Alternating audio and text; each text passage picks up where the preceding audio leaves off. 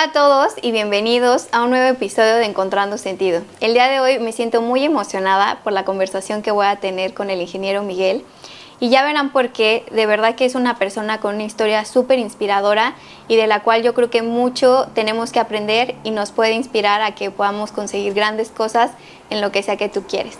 Ingeniero Miguel, yo siempre le digo a la gente que nadie mejor que ustedes para que nos cuenten quiénes son y qué hacen desde su propia perspectiva. Sí, muchas gracias, Ana Karen. Soy Miguel Álvarez, nací en Querétaro hace varios años.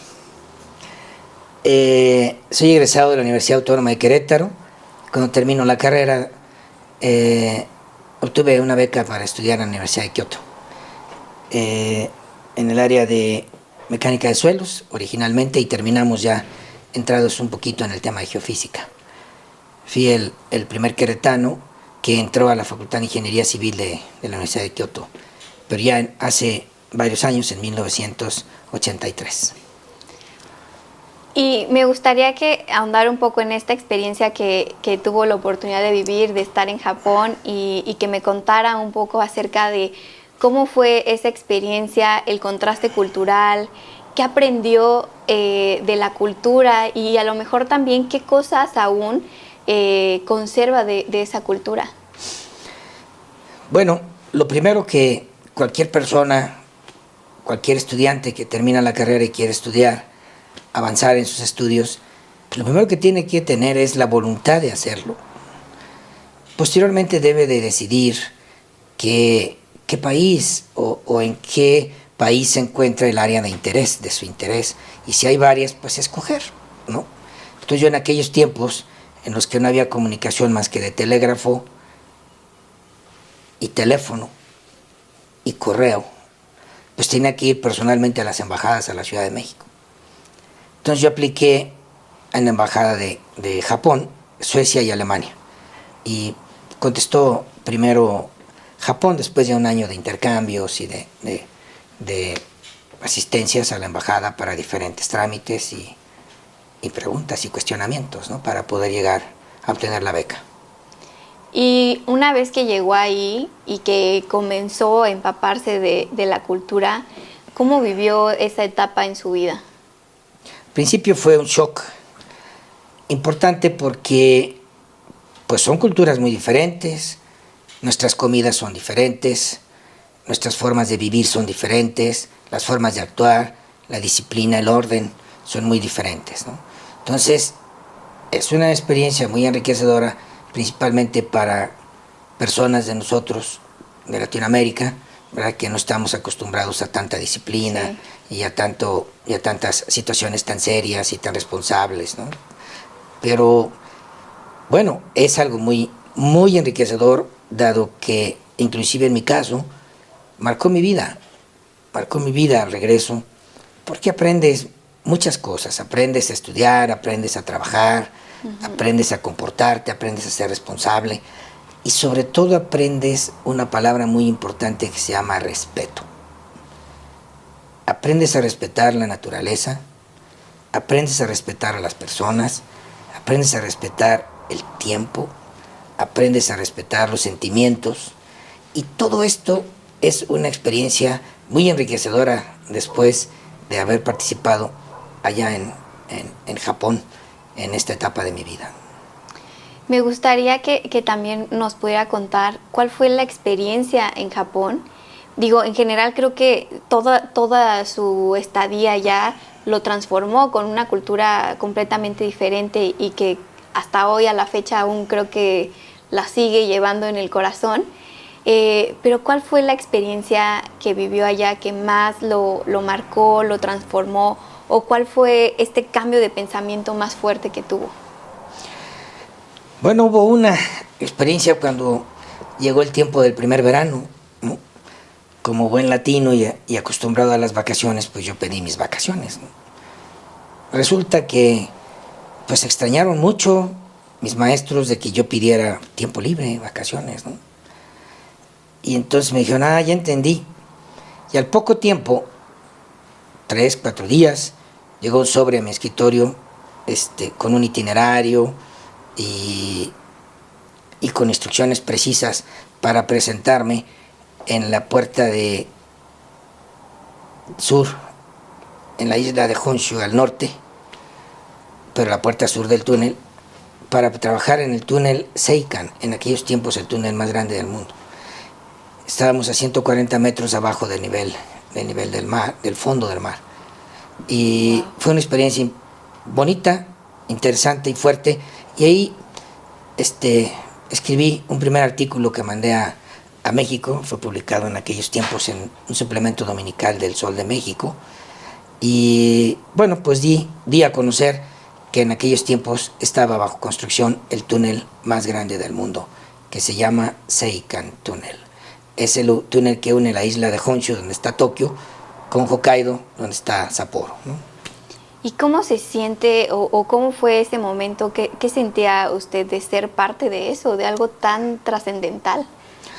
La verdad es que al principio, Ana Karen, no te das cuenta, porque la magnitud es tanta, los temblores y el rugido de estos mismos que pasaban, pues, donde estábamos nosotros. O sea, no te permite tanto dimensionar en aquellos tiempos. Estás joven, estás todavía con muchos ímpetus.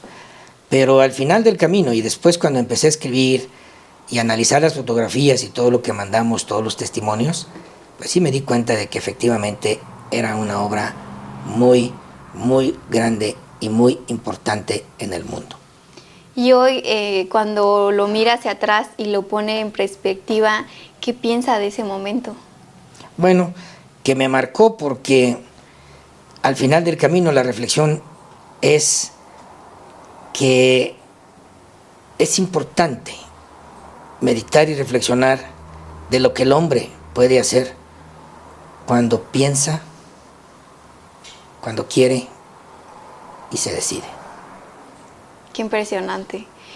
Y después de Japón, ¿qué viene para usted? Regresa a México y me gustaría que nos contara un poco acerca de cuando llega a México, qué es lo que comienza a hacer y cómo es que empieza este amor por el agua. Bueno, regresando a México, yo tenía el compromiso de seguir trabajando para la Universidad Autónoma de Querétaro. Entonces me integro al equipo de la universidad y en el Inter, un poquito, unos meses después, concursamos en un concurso nacional cuya convocatoria la emitió la Asociación Nacional de Facultades y Escuelas de Ingeniería, el Instituto Mexicano de Cemento y de Concreto y creo que alguna otra institución, no recuerdo bien, sobre obtener la máxima resistencia al concreto. Obviamente poco tenía que ver con suelos, sin embargo la metodología, los sistemas que yo traía, los aplicamos en este concurso.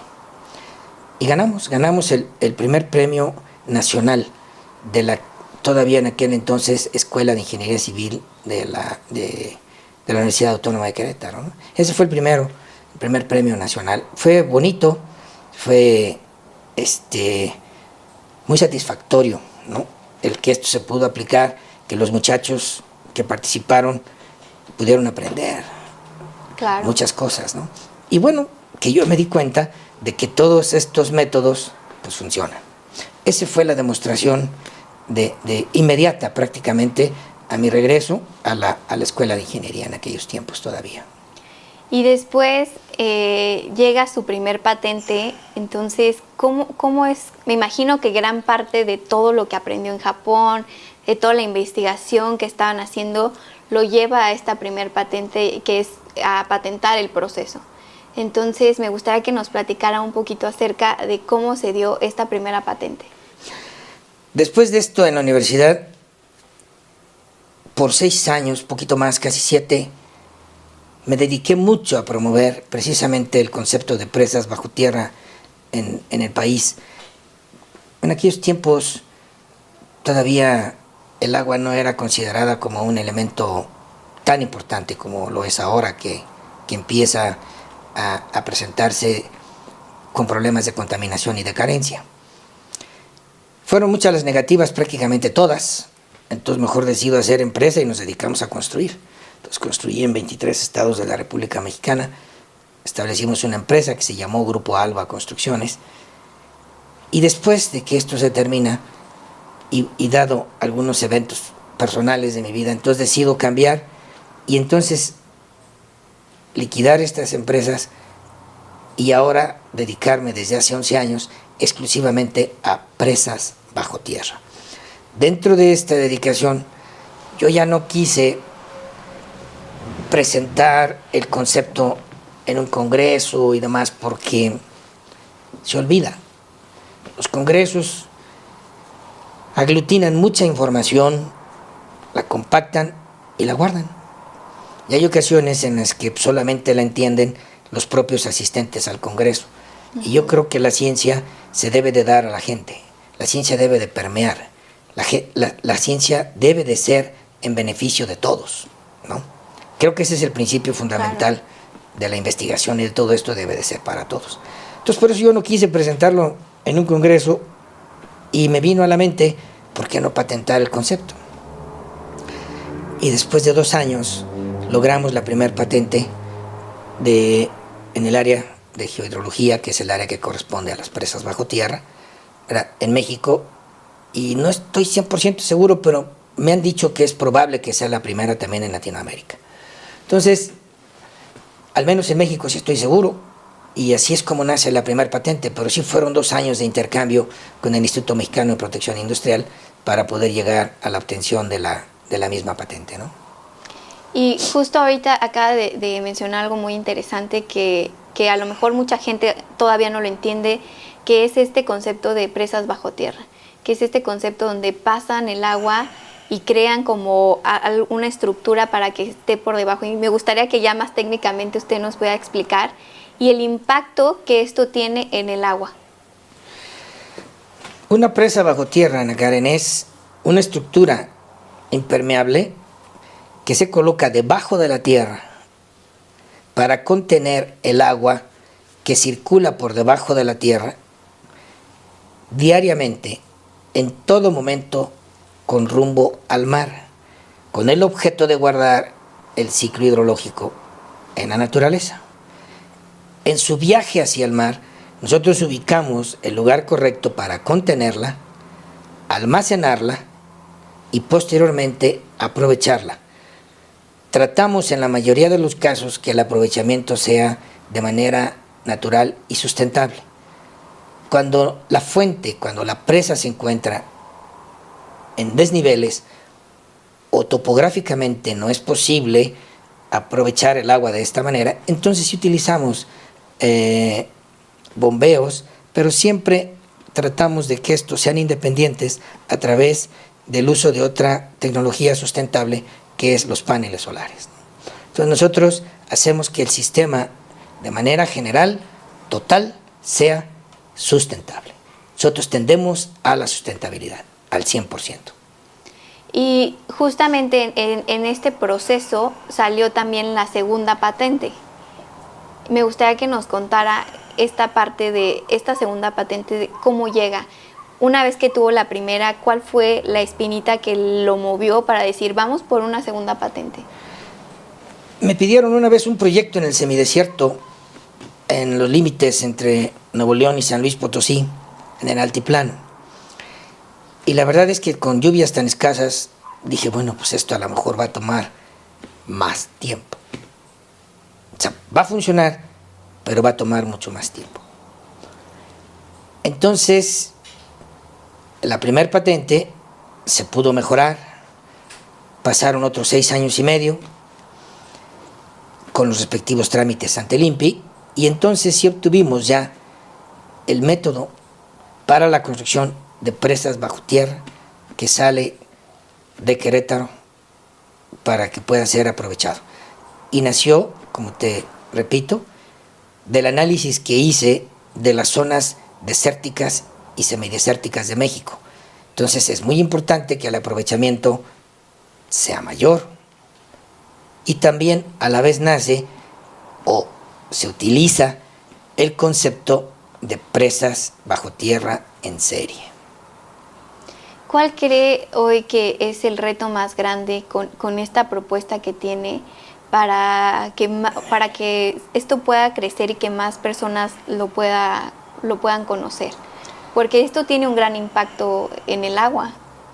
en las personas. Y en más las bien. personas.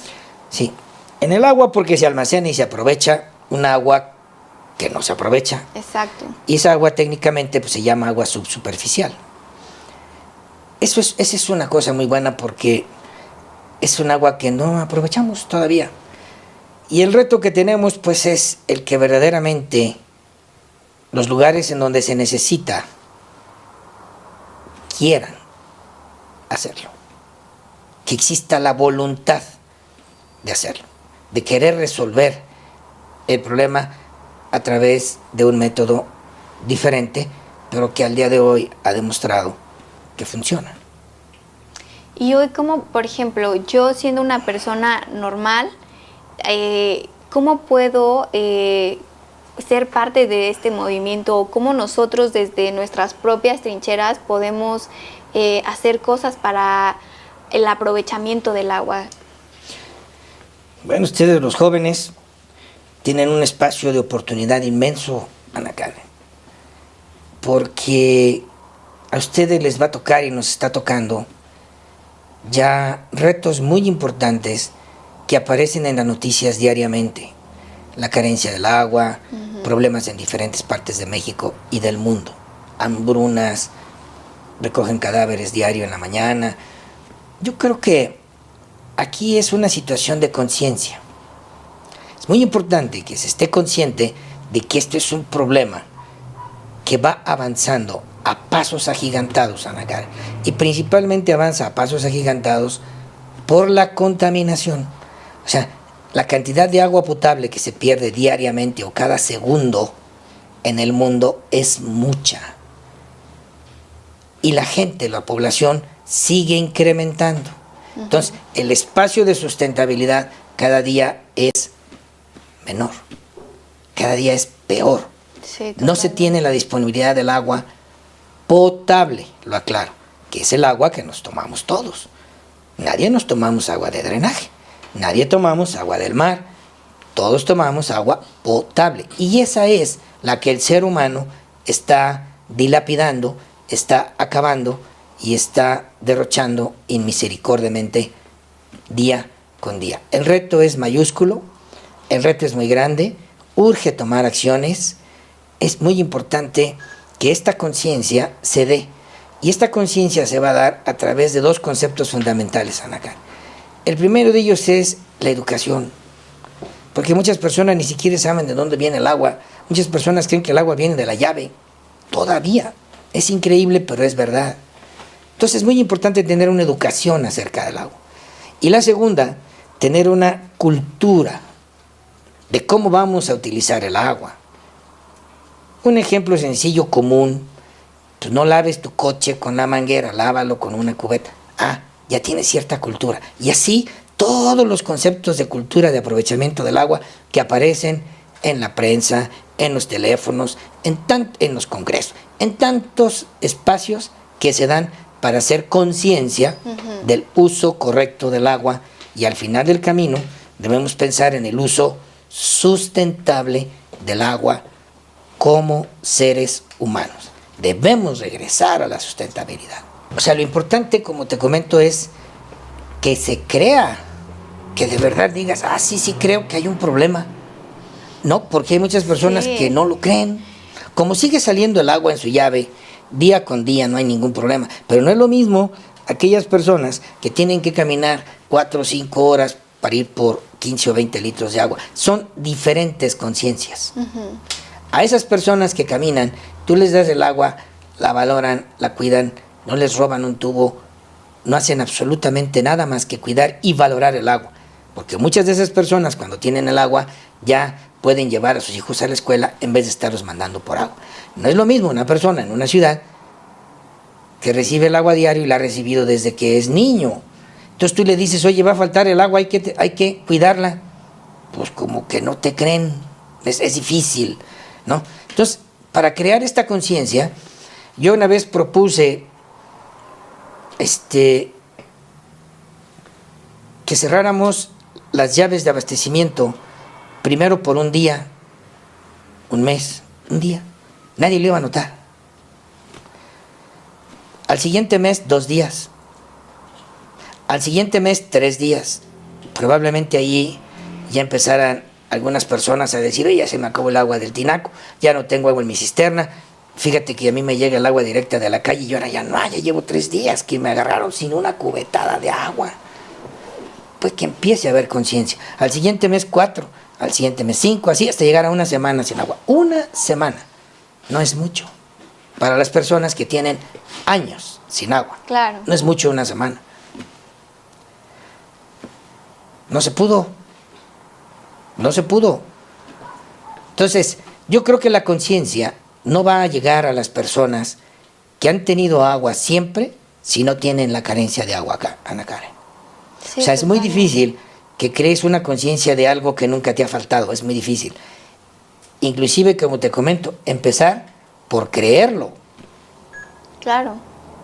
Sí, y justo ahorita dijo algo bien interesante, o sea, al final las personas que no, o sea, las más perjudicadas y las personas más vulnerables con el tema del agua son las personas que más la cuidan y las que más la valoran, versus las personas que la tenemos, a veces no somos tan conscientes de que un día puede dejar de estar y que no la cuidamos tanto como deberíamos de cuidarla, porque al final, justo como lo decía, tú abres tu llave y siempre tienes agua, pero ¿qué va a pasar el día que esa agua ya no salga?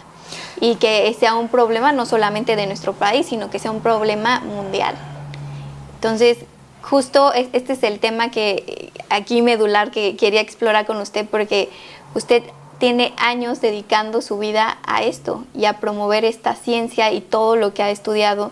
Y de alguna forma me gustaría que también nos comparta un poco de cómo pudiéramos ser más sustentables y cómo puede ser el futuro más alentador si cuidamos el agua. Y en el caso de no hacerlo, ¿cuáles serían el impacto que usted prevé para esto? Lo primero, Ana Karen, es tener una educación completa en este tema, empezando por el significado de la palabra sustentabilidad. O sea, es muy importante que se entienda esto, ¿no? Entonces, si ya lo entendemos, ya vamos avanzados, porque sí debemos de entenderemos entonces, ¿verdad?, que debemos de cuidarla sí o sí, debemos medirla, no podemos desperdiciarla, no podemos contaminarla, no podemos hacer mal uso del agua nada más porque sí, porque yo la pago. Eso ya no cabe. Uh-huh. Esto ya no se puede, ¿no? Esto ya no es concebible, ¿no? Entonces, empezando por esto, por la educación, entonces sí se puede seguir adelante exigiendo a las personas que llevan nuestras decisiones una respuesta al respecto y preguntar claramente qué se está haciendo para que en el futuro inmediato no vayamos a tener un problema de ese tipo, ¿no? Ha habido ocasiones en las que me han preguntado, oiga, yo creo que fue un poquito a la ligera, ¿qué pensaría de que llegáramos al día cero? Yo contesté, yo preferiría ni siquiera pensarlo, ni siquiera pensar que pudiésemos llegar como pueblo, como población, al día cero. Es mejor prevenir, es mejor concientizarnos, es mejor educarnos, es mejor tener una cultura importante acerca del agua. Debe haber programas de promoción, debe haber programas de concientización, ¿no? Pero yo vuelvo a insistir en mi método, por eso se los dije. Uh-huh. Vamos a cerrar la llave. No va a haber conciencia si no le cierras la llave. Claro. Claro que he sido muy criticado por eso, ¿verdad? Pero creo yo que no hay otra manera. No veo otra manera. Sobre todo que he visto tanta conciencia en las montañas de México, ¿verdad?, acerca de la carencia de agua. A ver, Ecuador, arriba de un acuífero impresionante, cerca de los Andes, con fenómenos importantes meteorológicos que ayudan. Tiene ríos secos este fin de semana. ¿Qué pasó? Cuando yo fui a dar una plática a Ecuador, todo era abundancia. Estaban preocupados porque el nivel freático estaba a 12 metros. Nosotros ahorita en Querétaro lo tenemos cerca de 600 metros, el agua. tenemos que tener conciencia. Esto se llama empezar a crear conciencia, ¿no? Claro. Y educación. ¿De dónde viene el agua de Querétaro? No, pues viene a 600 metros de profundidad. ¡Ah! Entonces yo puedo tener una alerta, ¿verdad? Puedo tener un pensamiento diferente. Oye, ¿por qué se quedan las sales en la regadera del agua de Querétaro? Tengo que destaparla y estar constantemente limpiándola. Pues porque las sales cada mes en estos pozos de Querétaro pues, vienen con una mayor cantidad de sales que tapan los conductos del agua de la regadera, ¿no? Pues explicarlo, decirlo. O sea, ¿por qué no? Es la naturaleza. Eso es lo que estamos viviendo. Esto es lo que nos están entregando. Pues conocerlo, ¿no? Me encanta que a lo mejor pueda sonar muy radical esta parte, pero de cerrar la llave, pero yo sí creo que sí es una buena forma de hacernos conscientes y que incluso un poco como ejercicio estoico, incluso de decir, un día voy a tratar de utilizar la menos cantidad de agua posible y que sea como un reto personal entre nosotros y sobre todo mi generación y las que vienen atrás, concientizarlos de esto porque ojalá que, como lo dice usted, ojalá que no suceda, No, que nunca, lleguemos nunca. al día cero, pero yo creo que no estamos siendo tan conscientes y lo decía usted, que esto avanza a pasos agigantados, pero nuestros pasos no están siendo agigantados No. para contrarrestar todo lo que está sucediendo con el tema del agua. Y un poco también regresando a su investigación y a todo lo que ha hecho, me gustaría también que nos contara un poco acerca de su libro, que nos cuente cómo fue que nace la idea de voy a hacerlo un libro y ahora dónde la gente puede encontrar su libro. Bueno, es que tuvimos una época en esta vida hace muy poquito tiempo que se llamó pandemia. La vivimos todos y la instrucción fue quédate en tu casa. Y yo, mi naturaleza, pues sí tenía que obedecer, pero estaba peor que león enjaulado. Eso para hacer un proyecto de una presa bajo tierra. Pero nace en la pandemia y un mes y medio o 2 meses antes de que se acabara la pandemia fue cuando ya pudimos empezar a mandar los escritos y todo para que ya se pudiera hacer la conformación del libro y su publicación, su fabricación o su ensamble, como se llama. Que para la gente que cuando vea este episodio me gustaría que vieran de entrada el libro y segunda que vean la cantidad de información que hay aquí, el trabajo que hay detrás de todo esto. O sea, es un libro que literalmente pesa todos los años de investigación que hay detrás. Y la verdad es que yo creo que esto es solamente un poco de todo lo que usted ha estudiado, de todo lo que ha trabajado y de todo lo que ha hecho, porque hay mucho más y sobre todo me gustaría que la gente que cuando vea esta entrevista pueda ver el trabajo que hay detrás de conseguir objetivos, el trabajo que hay detrás de luchar por lo que crees. Porque hoy en día creo que mi generación y las generaciones hacia abajo piensan que todo llega fácil, que todo es muy fácil, pero hay mucho trabajo atrás de esto.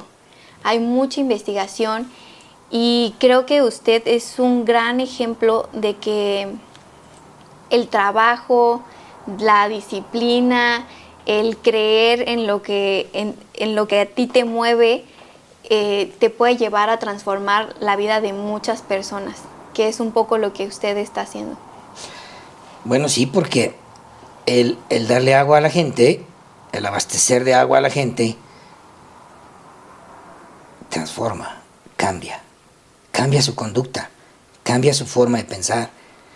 Te mencionaba hace unos minutos el ejemplo de las personas que en vez de mandar a los niños por agua, ahora los mandan a la escuela.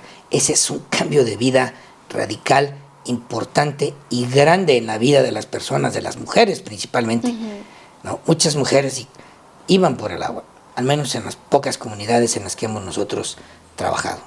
Entonces, es un cambio radical, por supuesto. Y sin embargo, muchas veces no se entiende el verdadero significado de que el líquido vital, de que el agua es la vida, pero a veces siento que es nada más como un eslogan, es como que es una forma de llamar al agua, ¿no? Claro. No, verdaderamente es la vida, verdaderamente cambia las vidas y además las mueve. Porque si no tienes agua, no tienes alimentos. Y si no tienes alimentos, no tienes por qué estar en ese lugar. Y no puedes estar, ni debes estar. Entonces, ¿qué pasa? Empiezan las migraciones. Ejemplo, todas las migraciones que hay en África, tanta gente que se está yendo por cuestiones de alimentación, por falta de agua, por falta de otro tipo de condiciones, ¿no? De vida, naturales, normales. Entonces, el impacto es muy grande y efectivamente debemos de poner una atención muy clara en el concepto agua. Es muy importante que hoy pensemos que verdaderamente el agua es la vida. Con B chica mayúscula. Sí, completamente de acuerdo. Creo que nos falta todavía permear mucho sobre la conciencia que debemos de tener sobre el agua. Me gustaría, justo ahora que decías de todas las personas que has podido ayudar con el tema del agua, que nos contaras un poco acerca de cuál es la experiencia más enriquecedora que has tenido ayudando a la gente. Pues han sido en casi todas las comunidades, Ana, porque pues carecen del agua, ¿no? O sea, realmente es mi experiencia como ser humano es muy bonita porque existe un gran agradecimiento, aunque era mi obligación, pero existe un agradecimiento, ¿no? Porque al final del camino, a través de este método, se pudo resolver un problema que no se había podido resolver a través de los métodos tradicionales, que son las presas, los pozos, etcétera, ¿no? Entonces, qué bueno, eso es muy satisfactorio, eso es lo que realmente me ha alimentado para seguir a lo largo de estos años con este concepto. Además de todo lo que ya ha hecho, para usted, ¿cómo se ve hoy el dejar un legado? No había pensado, Ana Karen, pero lo importante es que esto sirva y que si yo no estoy el día de mañana, pues siga sirviendo.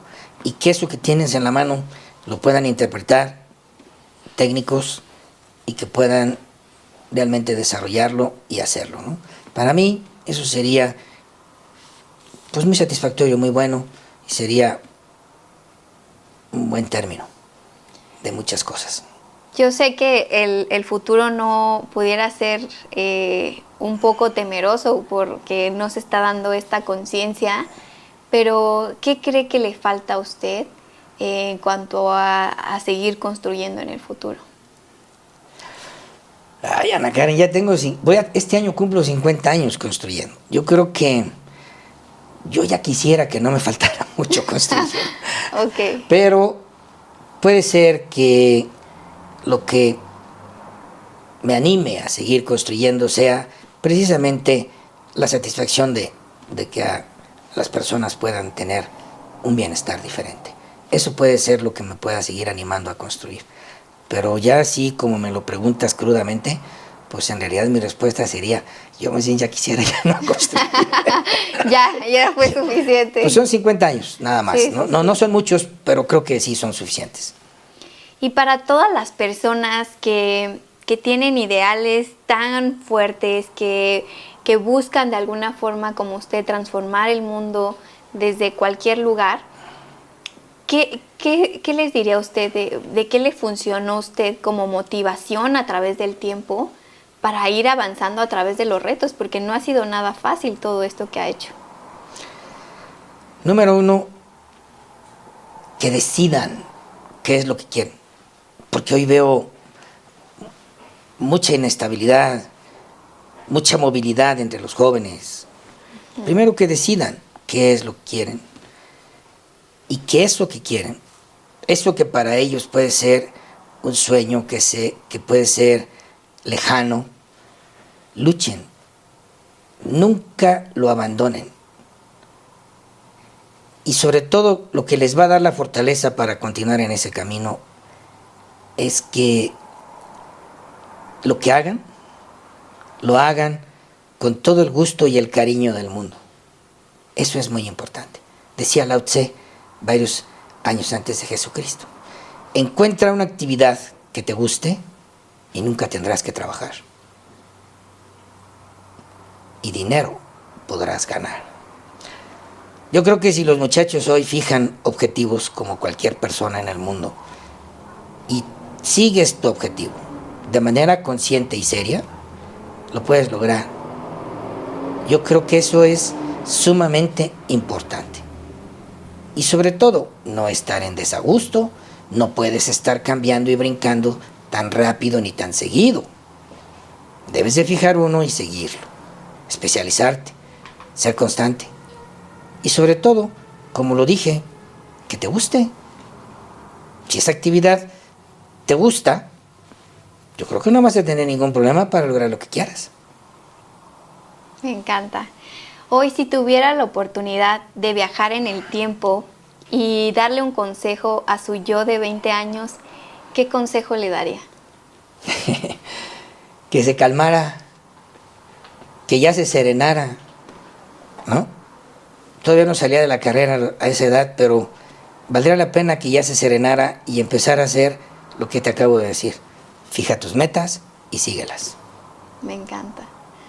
Ingeniero, muchísimas gracias por recibirnos hoy aquí, por compartirnos un poco de su historia y de todo el trabajo que ha hecho, la investigación que ha hecho.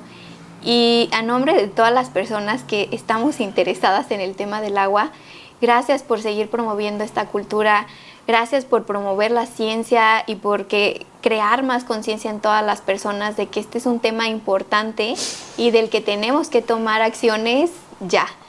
Muchísimas gracias por estar hoy aquí. No, al contrario, Ana Karen, estamos a la orden. Y algo que siempre le digo a la gente, que además de gracias por todo lo que nos comparten, es que muchísimas gracias por su tiempo, porque siempre podemos hacer más dinero, más cosas, pero nunca podemos hacer más tiempo. Así que gracias por el tiempo que nos compartió hoy aquí. Con gusto. Y a toda la gente que nos ve, sigamos encontrando sentido. Vamos a dejar toda la información. También les vamos a compartir fotos del libro para que lo vean y que toda la gente que esté interesada puedan también estar en contacto con esta información. Y pues a todos sigamos encontrando sentido.